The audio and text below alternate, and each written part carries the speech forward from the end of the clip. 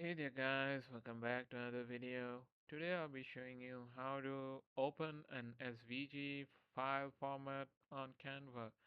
So the first thing that you need to do is open up your Canva website, and in order to upload a SVG file format, just go here to the home option and just navigate your way here to the upload section, and then just click here on upload files, and then just search for the SVG file that you are looking to upload on Canva. Then just select it and your SVG file will be automatically uploaded on Canva, and after that you can edit it here on Canva.